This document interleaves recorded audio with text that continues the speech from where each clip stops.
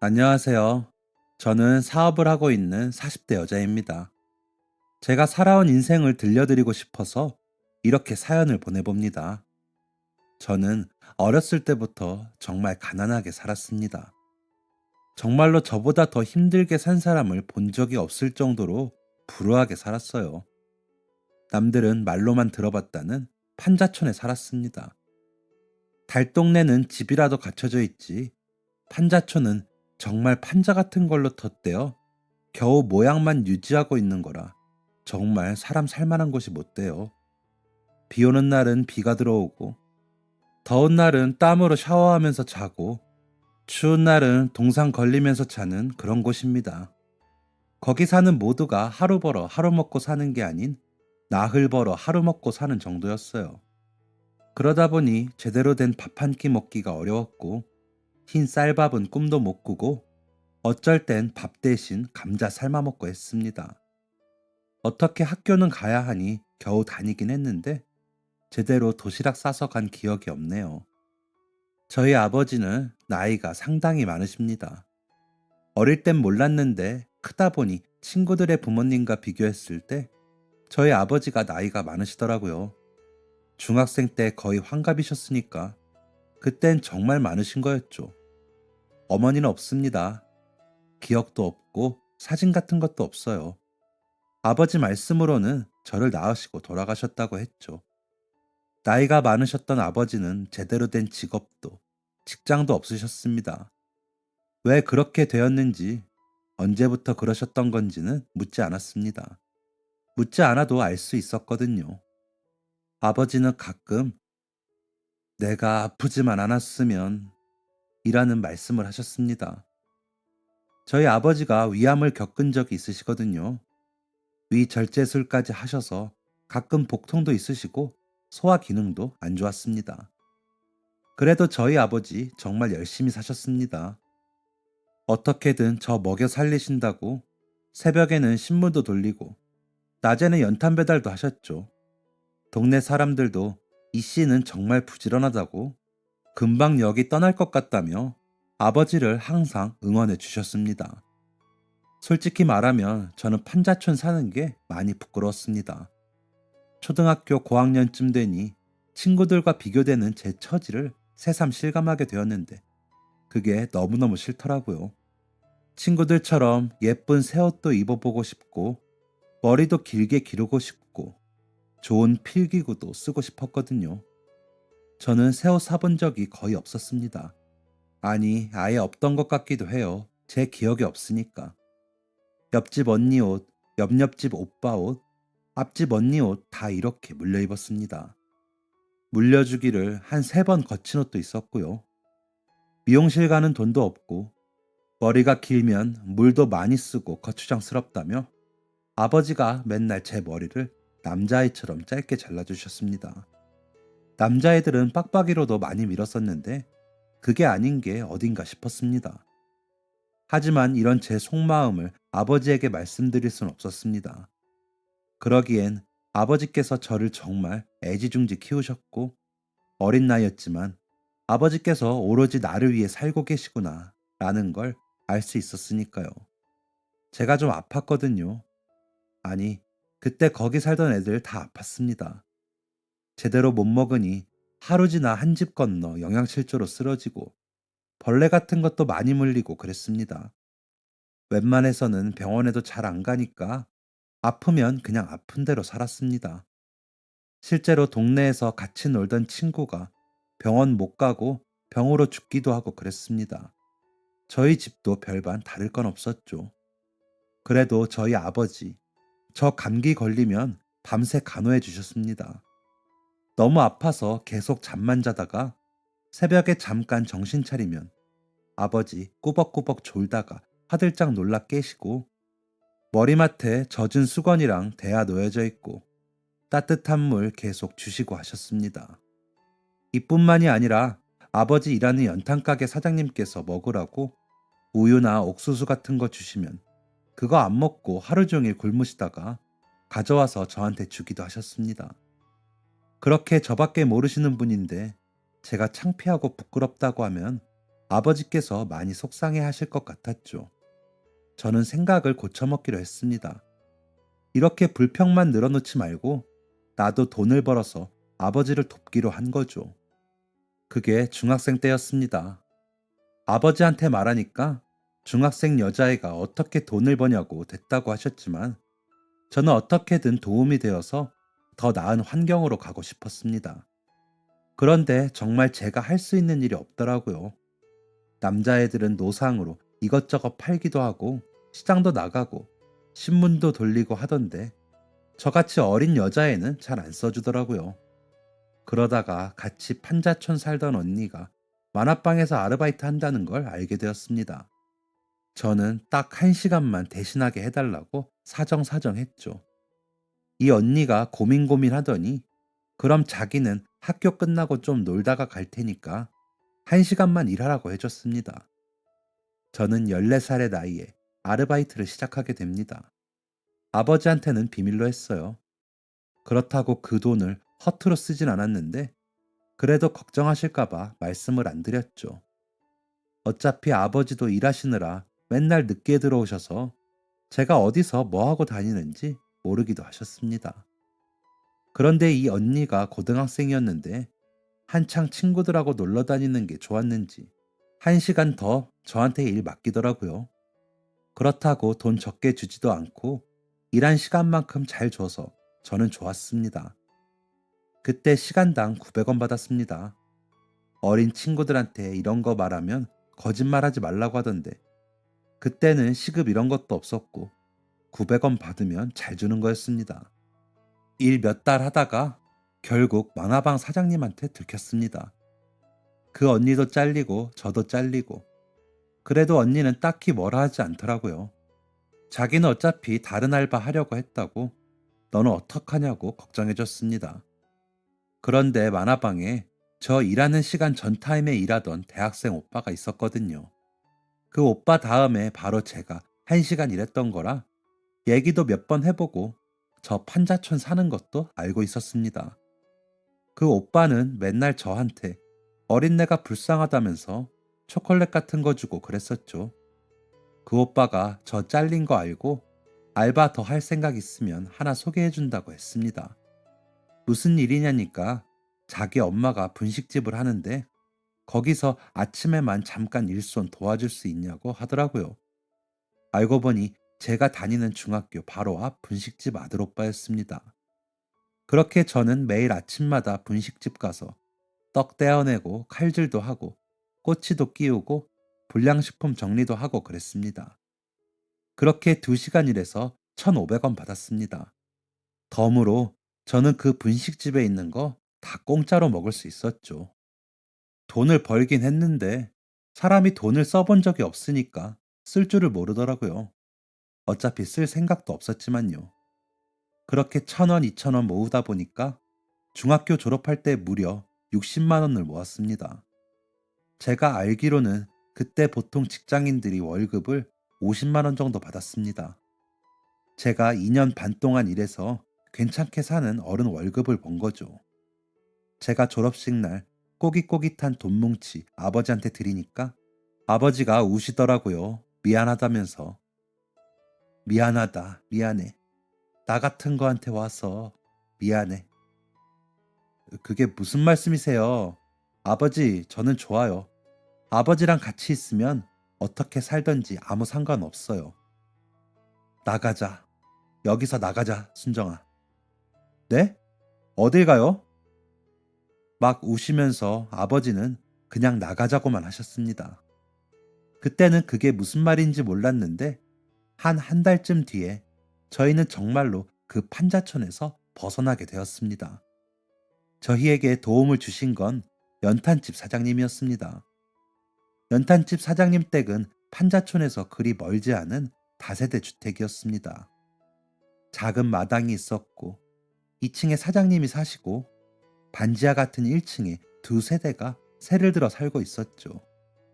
들어가면 바로 왼쪽에 주방이 있고 오른쪽엔 화장실, 그 안에 거실 겸 방이 작게 있었습니다. 연탄집 사장님께서 저희 사정을 딱하게 여기시고 계속 고민을 하시다가 사모님하고 상의 끝에 저희한테 월세를 적게 받고 살 수 있게 해주신 거죠. 그 집을 처음 보는데 저는 정말 깜짝 놀랐습니다. 아, 보통의 사람들은 이렇게 사는구나 싶기도 했고요. 집안에 이렇게 잘 갖춰진 주방과 화장실이 있다는 건 놀라움의 연속이었습니다. 그 집이 너무 좋아서 거실에서 몇 번을 대굴대굴 굴러다녔습니다. 이전에는 아버지랑 둘이 자려고 누우면 집이 꽉 찼었거든요. 그렇게 고등학생이 되면서 드디어 판자촌에서 벗어나게 됩니다. 저는 본격적으로 아르바이트를 시작했습니다. 새벽에는 시장에 나가 떡집에서 일손을 거들었습니다. 제가 아르바이트 구한다고 아주 광고를 하고 다녔거든요. 사장님 댁 사모님께서 매일 시장에 나가 장 보시는데 어떻게 떡집에서 일할 사람 구한다는 걸 알아가지고는 저한테 알려주셨습니다. 따질 거 없는 제 입장에선 뭐든지 오케이라 바로 가서 일 시작했죠. 그리고 학교 끝나고는 예전에 중학생 때 일했던 그 만화방이랑 다시 인연이 닿아서 일할 수 있었습니다. 고등학생 되면서 판자촌을 벗어난 저는 생활뿐만 아니라 인생 전부가 뒤바뀌었습니다. 가장 큰 부분을 차지했던 건 사장님 댁을 만난 거였죠. 사장님도 좋은 분이셨지만 사모님이 정말 좋은 분이셨거든요. 사실 사장님이랑 사모님 두 분 다 저희 아버지보다 어리신 분들이었는데 사모님이 자신을 이모라고 생각하라고 했습니다. 전업주부셨던 사모님은 국민학교를 다니고 있는 두 자녀를 위해 삼시세끼 맛있는 반찬만 차리셨습니다. 그리고 항상 그 반찬들을 저에게 나눠주셨죠. 가끔 사장님, 사모님 생신이거나 애들 생일이면 댁에 초대해서 같이 식사를 하기도 했습니다. 평범한 가정에서는 흔히 볼 수 있는 나물 몇 가지, 고기, 국, 밥 이렇게 차려진 밥상이었는데 생전 태어나 그런 대접을 처음 받는 저는 사모님과의 식사 시간이 정말 행복했습니다. 그래서였는지 고등학생 때부터 키가 부쩍 많이 컸습니다. 고등학교 1학년 끝나는 겨울방학 때 키가 멈췄는데 그 키가 거의 170이었으니까 웬만한 남자애들보다 큰 정도였죠. 그리고 그때부터였던 것 같습니다. 제가 아버지와 뭔가 다르다고 느낀 게요. 한창 외모에 관심이 많을 나이잖아요. 고등학생이 되면서 키가 어떻게, 살이 어떻고 이런 얘기를 하는데 친구들이 이러더라고요. 나는 아빠 닮아서 키가 커. 나는 엄마 코 닮았어. 나는 아빠처럼 눈이 작아. 저는 곰곰이 생각해 봤습니다. 아버지와 내가 닮았나 하고요. 앞서 말했지만 저는 키가 큰 편이었습니다. 국민학생 때는 또래에 비해서 도드라질 정도는 아니었지만 그래도 중간 이상이었습니다. 못 먹었던 탓인지 몸은 깡 말랐었지만요. 그에 비해 아버지는 키가 작은 편이었습니다. 그리고 살집도 좀 있으신 편이었죠. 더 자세히 아버지의 모습을 떠올려 보니까 눈도 코도 입도 어디 하나 닮은 게 없더라고요. 그래서 저는 아, 나는 엄마를 닮았구나 생각했습니다. 그 궁금증이 커져서 어느 날은 아버지한테 여쭤봤습니다. 아버지, 어머니는 어떻게 생기셨어요? 국민학생도 되기 전일 때 여쭤봤던 거 이후로는 처음이었습니다. 아버지가 먼저 어머니 얘기를 꺼낸 적이 없으니까 얘기하면 안 되는가 보구나 하고 눈치껏 궁금해도 참고 있었던 거죠. 제 물음에 아버지는 조금 당황하시더라고요. 저는 단순히 어머니랑 제가 닮았나 궁금했을 뿐이었는데 이런 제 마음을 알 터가 없는 아버지는 횡설수설하셨습니다. 예뻤지? 예뻤어. 아주. 키는 컸어요? 아니, 아니. 그게 아버지보다 작았나? 그럼 피부는요? 하였어요? 하였던 것 같아? 응. 그러면 밥 먹자, 순정아. 얼렁뚱땅 대답을 피하시는 모습이 이상했지만 아버지께 아픈 추억일 수도 있겠다 싶어서 더 묻지 않았습니다. 하지만 얼마 지나지 않아 그 이상한 모습에 대한 궁금증이 풀리는 사건이 있었습니다. 고등학교 2학년 때 과학 시간이었습니다. 혈액형이 어떻게 이루어지는지 그때 처음 알게 되었는데 이상했습니다. 저는 혈액형이 AB형인데 아버지는 O형이시거든요. 제가 선생님한테 몇 번이나 여쭤봤는데 절대 그럴 수가 없다는 겁니다. 제가 잘못 알고 있는 거라고. 그럴 리가 없었습니다. 국민학생 때부터 피검사 했을 때 줄곧 AB형이었고 아버지 따라 보건소 갔을 때 봤는데 아버지도 분명히 O형이 맞았습니다. 그날 뭔 정신으로 만화방 알바했는지도 모르겠습니다. 끝나자마자 집으로 뛰어갔습니다. 아버지께서 밥상 차리고 계시더라고요.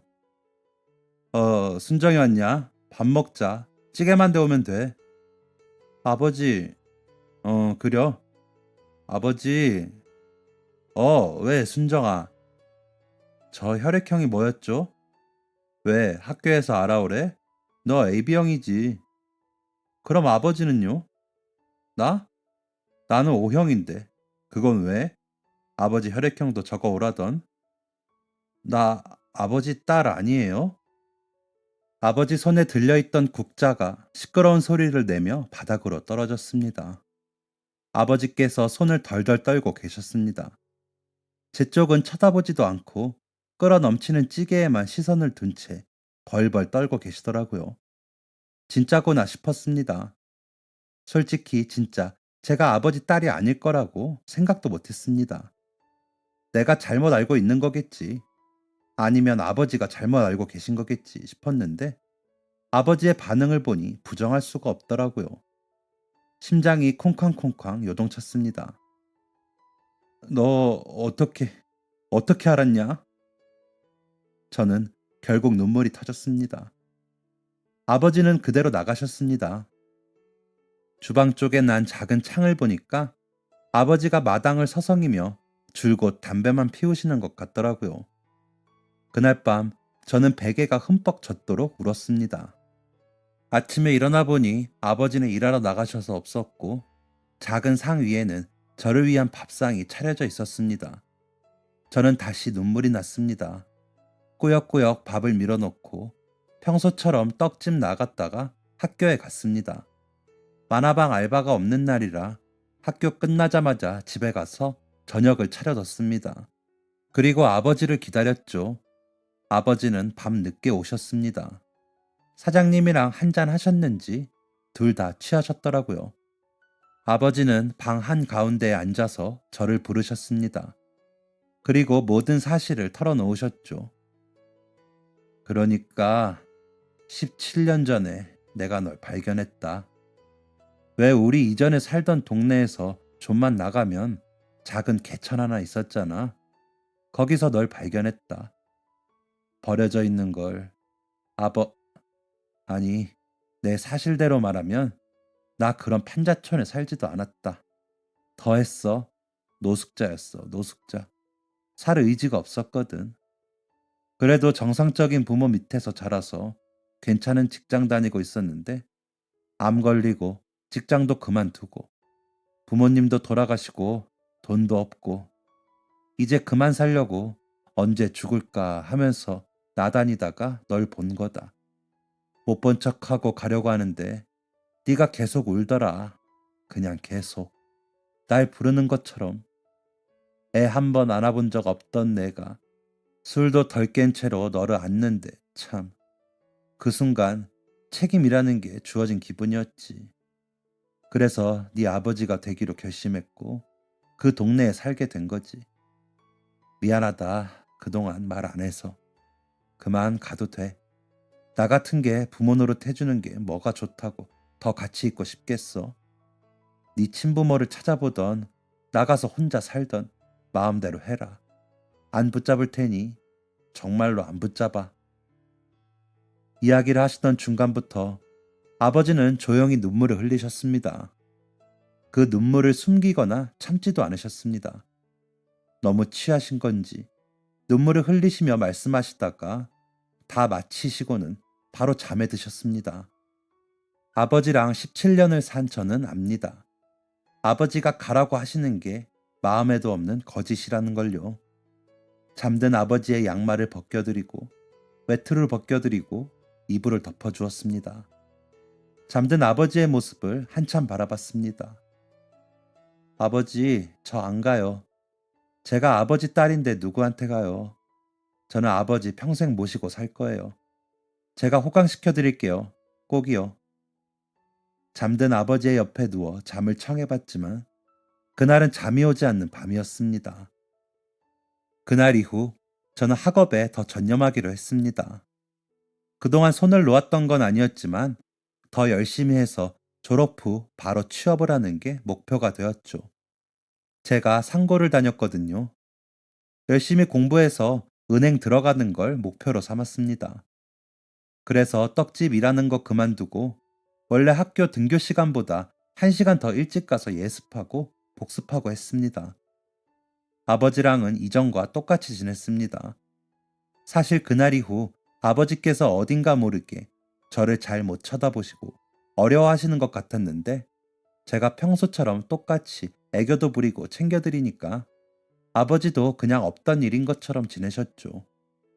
학교에서 공부하고 끝나고는 만화방에서 일하면서 공부하고 그러다 보니 어느새 졸업이더라고요. 마음먹은 뒤로 괜찮은 성적을 유지했던 저는 원하던 은행에 어렵지 않게 취업을 할 수 있었습니다. 은행일은 만족스러웠습니다. 출퇴근 시간도 적당했고 실내에서 일하는 환경도 좋았고 벌이도 괜찮았죠. 그런데 제가 그때 목표가 있었거든요. 우리 집 주인분들이신 사장님 댁만큼 살자였습니다. 서울 한복판에 집 한 채 가지고 있고 가능만 하다면 아래층 세입자도 받고 내 식구 먹고 살기에 부족함 없이 살자는 게 제 목표였죠. 하지만 은행에서 받는 월급으로는 아무리 생각해봐도 그게 힘들 것 같았습니다. 그런 고민을 하던 중 저는 저와 같은 생각의 한 남자를 만나게 됩니다. 저보다 한 살이 어리던 그 남자는 은행에서 같이 일하던 동료였습니다. 제가 입사 3년 차 때 그 남자가 신입으로 들어왔는데 어리바리하니 저 신입 때 모습을 보는 것 같더라고요. 귀여워서 조금 챙겨주다가 친해졌습니다. 처음엔 사귈 생각까진 없었는데 친해져서 얘기하다 보니까 저랑 처지가 비슷하더라고요. 그 남자도 어머니가 안 계셨습니다. 10살 때 돌아가셨다고 하더라고요. 물론 저처럼 어렵게 살진 않았지만 부모가 한 분 안 계시다는 공통점은 저희를 이어주기에 충분했습니다. 그리고 남자는 저처럼 알뜰해서 돈도 잘 모았고 그 성공하고 싶다는 포부도 있던 사람이었죠. 관심 분야도 비슷하고 성격도 잘 맞던 저희는 연애 1년 만에 결혼을 하게 됩니다. 주변에서는 좀 이른 거 아니냐, 남자가 어리니까 더 두고 봐야 하지 않냐고 했지만 이 남자에 대한 확신도 있었을 뿐더러 둘 다 안정적인 가정을 꾸리는 것에 대한 욕심이 있었거든요. 신혼생활은 저희 아버지와 함께 하게 되었습니다. 오랜 시간 신세지고 있던 사장님 댁에서 벗어나 작은 거실에 방 하나 딸린 집으로 이사를 갔고 거기서 남편과 아버지와 살았습니다. 아버지는 혼자 살아도 된다고 한사코 거절하셨지만 아버지를 두고 나오는 게 마음이 불편하더라고요. 아버지께서 위암에 걸리신 적이 있어 간간히 그 후유증이 보이기도 하고요. 남편은 아무 상관없다며 제 뜻을 따라줬습니다. 결혼 후 저희는 본격적으로 저희의 포부를 펼치게 됩니다. 결혼 전에 계속해서 계획했던 꿈을 펼치게 된 거죠. 제가 은행에서 기업이나 VIP를 상대했는데 그때 알았습니다. 우리나라엔 부자가 정말 많다는 걸요. 정말 평범해 보이는 아줌마 아저씨인데 월 소득이 몇 천만 원인 분도 계셨고 귀도 잘 안 들리시는 할머니인데 시내 한복판에 상가 10개가 넘게 들어가 있는 건물을 가지고 계신 분도 있었습니다. 그런 분들을 상대하면서 나는 어떻게 하면 저렇게 부자가 될 수 있을까 매일 고민했던 것 같습니다. 마음은 굴뚝 같은데 어떤 사업을 해야 할까 고민하다가 가장 만만해 보이는 게 식품이더라고요. 실제로 뛰어들어 보니까 절대 만만한 게 아니었지만요. 하루 날 잡고 남편이랑 새벽에 도매시장 나가서 과일이랑 야채 사다가 노상으로 팔아봤습니다. 일부러 퇴근길에 사람 많은 역 근처에서 해봤는데 이게 팔리더라고요. 보름 정도 그렇게 팔아봤는데 복불복이긴 했지만 그중 7일 정도는 하나도 빠짐없이 다 팔았습니다. 저희는 바로 은행 그만뒀습니다. 퇴직금이랑 모아두었던 돈 다 털고 신용대출까지 받아서 백화점 근처 1층 상가에 작게 과일 가게 냈습니다. 왜 백화점이었냐면 지금도 그렇지만 백화점 과일이 엄청 비싸거든요. 정말 말도 안 되게 비쌉니다. 그런데도 거기서 살 사람들은 사고 그렇지 않은 사람들을 공략하자는 거였죠. 어쨌든 백화점 근처면 사람도 많이 있고 특히 돈 쓰러 나온 사람들이 모이긴 할 테니까요. 그래서 정말 싸게 팔았습니다. 가져오는 도매가에서 20%도 안 되게 붙여서 팔았던 것 같아요. 한 6개월 하니까 이거 진짜 대박이구나 싶더라고요. 그때 한 달 수입이 남편이랑 둘이 은행에서 벌었던 월급의 딱 2배였습니다. 상상도 못한 돈을 만져보니까 사람이 덜덜 떨리더라고요. 좀 더 키워보자고 하고 그 건물 1층 저희가 있던 가게 바로 옆에가 평수가 더 컸거든요. 건물주 사장님이랑 얘기해서 거기서 원래 주던 월세보다 1.5배 더 줄 테니까 빠지는 대로 들어가게 해달라고 했습니다. 건물주 사장님께서 승낙하시고 저희는 본격적으로 과일 야채 가게를 오픈하게 됩니다. 그리고 그 가게를 오픈하는 날 각자 아버지께 용돈 200만 원씩 드렸습니다. 정말 큰 돈이었죠. 중학생 때 처음 알바한 꼬깃꼬깃한 돈 드렸던 게 얼마 되지 않은 것 같은데 아버지께 이렇게 큰 돈을 드릴 수 있다는 사실에 마냥 기뻤습니다. 돈 받은 아버지는 정말 놀라셨습니다. 저희가 밤낮 없이 일하는 건 알고 계셨지만 이렇게까지 많이 버는 건 모르고 계셨거든요. 아버지, 이제 일 그만두셔요. 이제 돈 버는 건 제가 할 테니까 아버지는 드시고 싶은 거 드시고 하고 싶은 거 하시면서 사세요. 아니다, 아니다. 애비는 해준 것도 없는데 어떻게 그래. 해준 게 없다뇨. 저 이렇게 키워주신 것만으로도 감사하죠. 제가 계속 말씀드리지만 아버지는 제 하나뿐인 부모님이에요. 그건 변하지 않아요. 아버지는 저를 위해 많은 걸 희생하셨잖아요. 저도 그럴 수 있어요. 순정아, 안 그래도 내가 할 말이 있었는데 아버지께서 잠깐 머뭇거리시며 과거를 회상하셨습니다. 저를 발견하신 그날 밤 얘기를 다시 하시더라고요. 아무리 생각해도 뭔가 이상했다고 하셨습니다.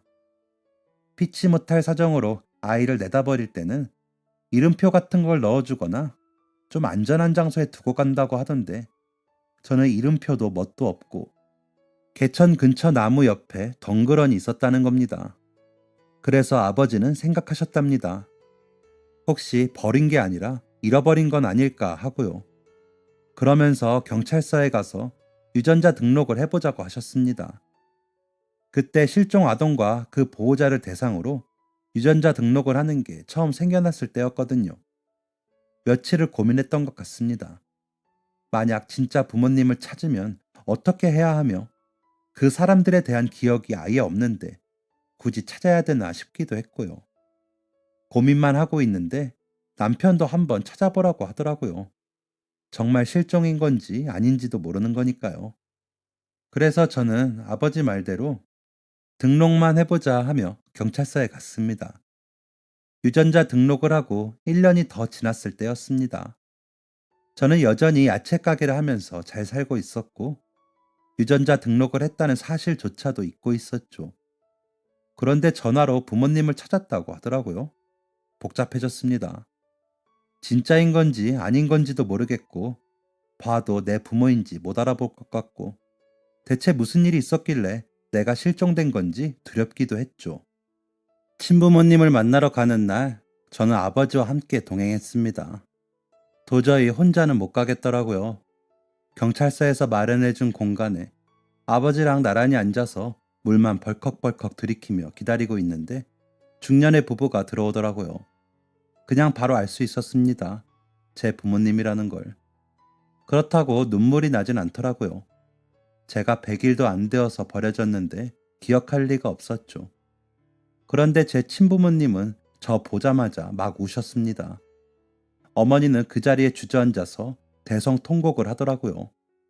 진짜 세상이 떠나가라 우시는데 너무 난감하고 덩달아 코끝이 찡해졌습니다. 겨우 마음 가라앉힌 부모님이 자리에 앉으셨어요. 미안해. 미안해, 정아야. 미안해. 엄마가 너무 늦어서 미안해. 정아, 정아였구나. 그런데 저 실종된 거 맞아요? 저 버린 거 아니고요?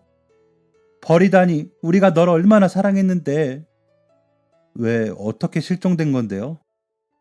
그게 소아과에서 주사 맞아야 할 게 있어서 다 맞고 네가 울다 지쳐 잠이 들었길래 잠깐 의자에 내려놓고 수납하고 왔는데 네가 없어진 거야. 그땐 정말 이게 꿈인가 싶고. 어머니는 다시 눈물을 흘리셨습니다. 죄책감의 눈물이었습니다. 며칠 뒤에 전화가 오더라고. 돈 달라고. 정아 너를 데리고 있다고. 그때 네 울음소리까지 들려줬어. 돈 얼마나 되었든 준다고 했고 내가 약속한 장소에 나갔는데 돈만 가지고 도망가더라고. 정아 너는 볼 수도 없었고 경찰들도 범인 다 놓치고 그 이후로도 찾아보겠다고 한동안 고생했는데 못 찾았지. 유전자 등록 정말 속는 셈 치고 한번 해보자는 생각으로 몇 달 전에 했는데 진짜 찾을 줄은. 우는 어머니와 달래주는 친아버지를 봤습니다. 저랑 많이 닮아 있더라고요. 신기했습니다. 이게 부모와 자식의 모습이구나 하고 새삼 느꼈습니다. 그동안 어떻게 살았냐는 친부모님의 질문에 제 이야기를 들려줬습니다. 그리고 저를 길러주신 아버지에 대한 이야기도 해드렸죠. 친부모님은 정말 감사하다고 했지만 왜인지 아버지는 죄인처럼 가만히 입을 닫고 계셨습니다. 집에 오는 내내 마찬가지였죠. 아버지, 왜 그러세요? 응? 아니다. 그냥 이제 제대로 된 가족의 모습이 된 것 같아서. 너의 진짜 부모들을 보니까 내가 아니었다면 더 잘 살았을 네 모습이 상상이 되어서 괜히 미안해지기도 하고. 아버지 또 그러시네. 맞지 않냐, 네 부모들. 꽤 있는 집 사람들 같던데 어쩌다 나 같은 사람한테 걸려서. 걸리다뇨. 무슨 말씀을 그렇게 하세요. 이제 진짜 보내줄 때가 되었구나. 이제 여한이 없다, 순정아. 이젠 정말 끝내도 될 것 같아. 아버지! 당장 내일이라도 죽을 것처럼 그렇게 말씀하시는 아버지의 모습에 화가 나서 저도 모르게 큰 소리를 쳤습니다. 제가 소리치는 걸 처음 보신 아버지는 깜짝 놀라셨습니다. 아버지, 몇 번을 말씀드렸지만 저는 아버지 딸이에요. 제 친부모는 저를 낳아줬을 뿐 저를 이렇게 길러주신 건 아버지라고요. 그 부모 밑에서 자랐으면 잘 자랐을 거라고요. 그랬다면 아버지도 지금의 남편도 못 만났을 텐데요. 저는 그런 삶 상상해 본 적 없어요. 저한테 진짜 부모님은 아버지뿐이고 앞으로도 그럴 거고 저는 아버지 평생 모시고 살 거니까 보내준다느니 끝이라느니 그런 말 하지 마세요. 아버지께서는 엉엉 우셨습니다. 아까 어머니가 우실 땐 마음이 요동치지 않았는데 아버지가 우시니까 마음이 저리고 저도 따라서 눈물이 나더라고요. 아버지 안아드리고 위로해드리는데 제가 위로받는 기분이었습니다. 다음날 저는 친부모님께 연락을 했습니다. 전날 만났을 때 그러셨거든요. 괜찮다면 같이 살아도 된다고요. 늦었지만 부모 노릇 잘해보겠다면서요. 저는 전화로 거절했습니다. 아버지랑 살고 싶고 지금의 모든 게 다 좋다고 했죠. 친부모님께서는 제 뜻을 존중하겠다고 하셨습니다. 그래서 종종 연락도 하고 만나서 밥도 먹고 어머니랑 수다도 떨자고 하셨죠. 친부모님은 저를 잃어버리시고 수년 뒤에 아이를 하나 낳으셨는데 그게 아들이라고 하셨거든요. 엄청 무뚝뚝하다며 지금까지도 만나서 종종 얘기를 들려주신답니다. 그 이후로 아버지는 제 고집에 못 이겨 결국 일을 그만두시고 문화센터에서 탁구도 배우시고 기타도 배우셨습니다. 평소에 해보고 싶다고 하신 걸 들은 적이 있어서 신청해드렸죠. 거기서 친구분도 사귀시고 정말 즐거워 보이셨습니다. 저희의 가게는 계속 잘 되었습니다. 야채랑 과일 판지 2년이 되었을 때 재계약 앞두고 근처 더 큰 곳으로 이전을 했고, 그러면서 다른 품목들도 판매해 보기로 했습니다. 시장 가서 사장님들 미팅하고 명함 따고 하면서 식자재 마트를 오픈하게 되었죠. 동네 장사라 원래 저희 단골 고객님들이 끊임없이 찾아주었고, 점점 입소문을 타면서 마트로 잘 되었습니다. 그러다가 다른 지역에 괜찮은 자리가 나왔다는 정보를 얻어서 2호점을 오픈하게 되었고, 지금은 전국의 식자재 마트를 10개 가지고 있는 회사로 성장했습니다. 8평짜리 가게에서 일명 골라골라를 외치며 어르신들께 과일을 팔던 게 고작 10여 년이 흘렀을 뿐인데 지금은 남부럽지 않게 살고 있습니다. 아, 그리고 제 소원도 이렇습니다. 제가 옛날에 살던 연탄 사장님 댁같이 집주인이 되고 싶다고 했잖아요. 저 지금 건물주 되었습니다. 상가 6개에 사무실이 여러 개 있는 4층짜리 건물입니다. 판자촌에서 감자 먹으며 살던 제가 이렇게 될 줄 누가 알았겠습니까? 정말 개천에서 용이 났죠. 이건 순전히 저희 아버지 덕분입니다. 아버지가 아니었다면 저는 태어난 지 100일도 안 되어서 숨을 거뒀을 거고, 아버지가 그렇게 열심히 사시지 않았다면 저 또한 대충대충 인생 살았을 겁니다. 아버지께서 저에게 무한한 사랑을 주신 만큼 저도 열심히 그 은혜에 보답하며 살고 있습니다. 지금은 아버지 연세가 거의 90이 되어서 이곳저곳 아프신 것도 많고 너무 야위셔서 마음이 아프지만 살아 계시는 동안 정말 최선을 다하려고 합니다. 저에게 순정이라는 이름을 지어주시고 큰 사랑을 주신 나의 아버지, 항상 사랑하고 감사합니다. 지금까지 사연 들어주셔서 감사합니다. 사연이 재밌으셨다면 구독과 좋아요를 눌러주세요. 감사합니다. 안녕히 계세요.